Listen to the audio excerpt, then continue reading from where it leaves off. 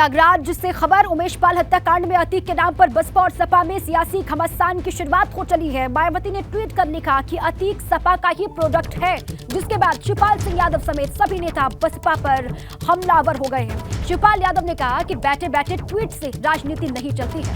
मनोज पांडे ने भी बसपा पर जमकर हमला बोला। इतनी बड़ी बड़ी घटनाएं हो रही हैं और अभी तक कोई मुलजिम पकड़ा नहीं गया है और इस पर राजनीति नहीं होना चाहिए और बैठे बैठे ट्वीट से राजनीति नहीं चलती है। यहाँ जो विधानसभा में इतनी बातें हुई हैं और अभी तक मुलजिम पकड़े नहीं गए। यहाँ का देखिए लाइन ऑर्डर बिल्कुल ध्वस्त है। देखिए गाजियाबाद में घटना हुई, अभी जौनपुर में पत्रकारों पर हमला हो गया है, प्रयागराज की इतनी बड़ी घटना हुई है तो अभी तक तो पकड़े नहीं गए। वो तुरंत कार्रवाई होना चाहिए था, तुरंत पकड़े जाना चाहिए था। ट्वीट से करने से कुछ नहीं होना है। सरकार और शासन को ध्यान में रखना चाहिए कि जरूर उनकी सुरक्षा चाक चौबंद करे। इलाहाबाद की घटना केवल एक घटना नहीं है, बल्कि पूरे उत्तर प्रदेश के लिए चुनौती है। मायावती ने आप लोगों पे अटैच किया है। अरे शू बोले तो बोले, चलनी क्या बोले, जिसके 72 छेद हैं। उमेश हत्याकांड में अतीक गैंग का नाम सामने आने के बाद सियासी बयानबाजी तेज हो गई है। आज मायावती ने अतीक को सपा का प्रोडक्ट बता दिया, जिसके बाद जुबानी वार पलटवार का सिलसिला आगे बढ़ चला है।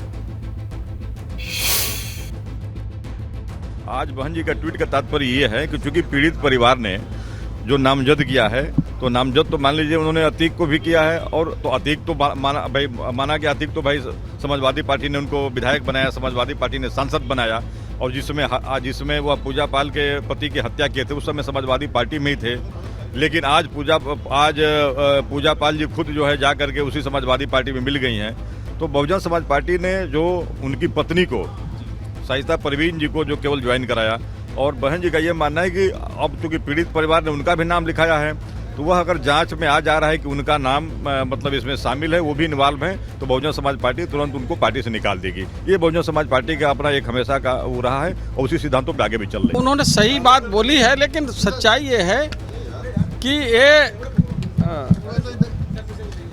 अपराधियों और माफियाओं को संरक्षण देने का काम समाजवादी पार्टी ने भी किया है, बसपा ने भी किया है।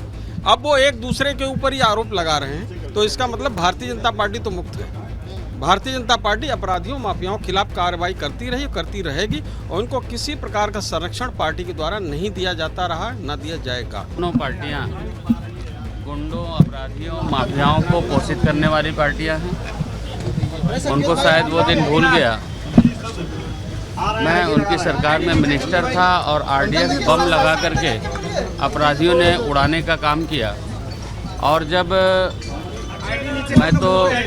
मैं तो अचेत अवस्था में 7 दिन कोमा में रहा और अज्ञात के खिलाफ एफआईआर लिखाई गई थी।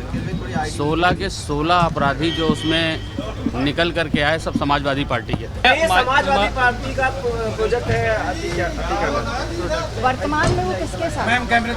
वर्तमान में वो किसके साथ है, ये भी सवाल का जवाब देना पड़ेगा नेताओं को। तो राजनीति और गुंडागर्दी, ये दोनों कभी साथ नहीं चल सकते, इनको अलग ही रखना। उमेश पाल हत्याकांड पर बोले समाजवादी पार्टी के राष्ट्रीय अध्यक्ष अखिलेश यादव। हत्याकांड में किसी भाजपा नेता का नाम सामने आ रहा है। अखिलेश यादव ने कहा कि ये बहुत बड़ी साजिश है।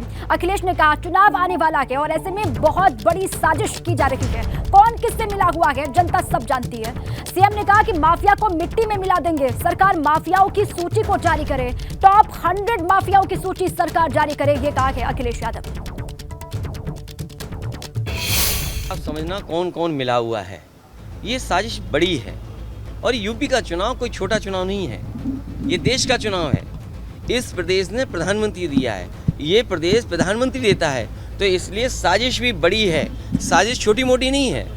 हमें तो ये पढ़ने को मिल रहा है कि बीजेपी का कोई अल्पसंख्यक प्रकोष्ठ है, वो भी शामिल है, और किस किस दल में आए, किस किस दल से संबंध हैं, आप जानकारी करिए। जब उत्तर प्रदेश में एक बाई इलेक्शन था जिसका नाम लिया जा रहा है, उसके भाई को पुलिस कहाँ पर बैठाई हुई थी बनारस में। ये बड़ी साजिशें हैं पत्रकार साथियों, आप भी जानते हो कौन किससे मिला हुआ है, क्या तालमेल मिल रहा है। आने वाले चुनाव में मुझे उम्मीद है उत्तर प्रदेश की जनता ऐसे माफिया लोगों को, क्योंकि मुख्यमंत्री ने कहा है कि माफियाओं को मिट्टी में मिला देंगे, अरे माफियाओं की सूची तो आ जाए। मैंने सदन में मांगा कि टॉप 10 टॉप 100 माफियाओं की सूची जारी कर दे सरकार।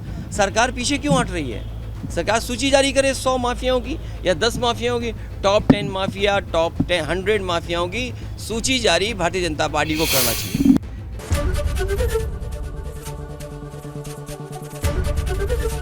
एबीपी गंगा, खबर आपकी, जुबान आपकी।